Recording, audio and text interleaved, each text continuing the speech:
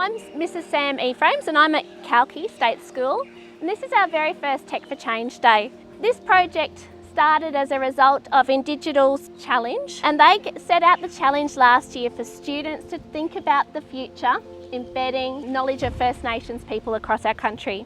And Kalki were lucky enough to win that challenge last year. We had to imagine a Bundaberg of 2030 using First Nation knowledge to make the community even better. We were looking at ways to use technology to communicate with an audience. And because embedding Indigenous perspectives is something I'm pretty passionate about, it really caught my eye because it was the opportunity to do a short project that really did both of those things together in a natural sort of way. We won the Indigital Minecraft Challenge. We had to make a Minecraft world of Bundaberg in 2030 with all of the Indigenous culture in it. We had Indigenous artwork and Indigenous tools in the cultural centre so people could come and visit and learn more about their culture. Learning's nothing without the engagement of the kids.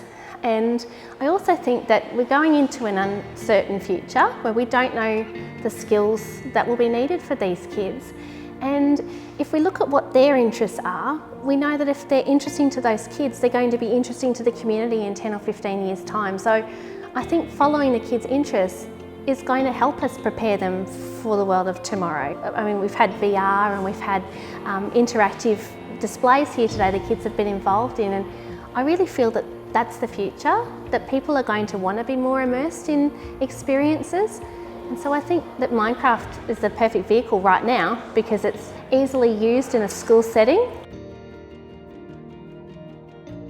Now, from what I see today with what you're going to be doing, you're going to be learning something really new.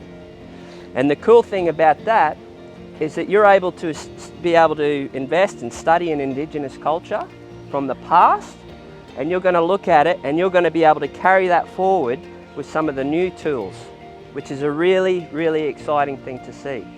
In the digital lab at school, we go into Minecraft to find what animal we want to create and put different types of stuff on. We kind of talked about all of our local stuff and what's been around for a long time.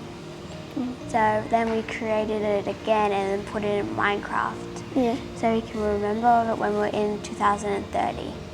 Yeah, it was fun to see what we created ourselves and to move through it.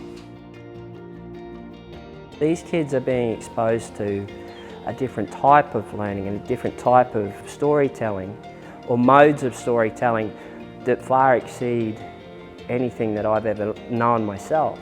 So say, for example, some of these kids are talking about the way they use Minecraft.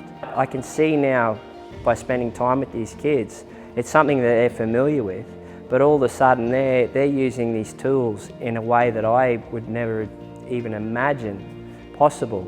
So for me, I think that's really exciting for tomorrow, you know, what these kids are going to be able to come up with. My role in that is to be able to reach back into the past and share these stories with these younger kids and the future generations so that they can mould and tell these stories in an interesting and engaging way, and it can be passed on to the next generation and so on and so on. So you guys are the future custodians of this place that we call home. And your mission is to collect all the information you can find about the animals and the seasons around Bundaberg and bring it together. And I really hope that this time next year, with your guys' hard work and enthusiasm, that we can have a seasonal weather map, or at least the beginnings of one, that's been created by kids, informed by local elders, checked off by the CSIRO and the top scientists in our country, and then you guys can present it to the Bureau of Meteorology so we can get ourselves on that map. There were all these symbols carved into the sandstone. If you go outside into the night sky where there are no lights and you look straight up, the minute your eye adjusts to the blackness which sits in the Milky Way, you will see a very large emu. So now, I've just reached into yesterday, I've just pulled a story to today, I've now told you that story, and now there's a responsibility for each and every one of you to take that story into tomorrow.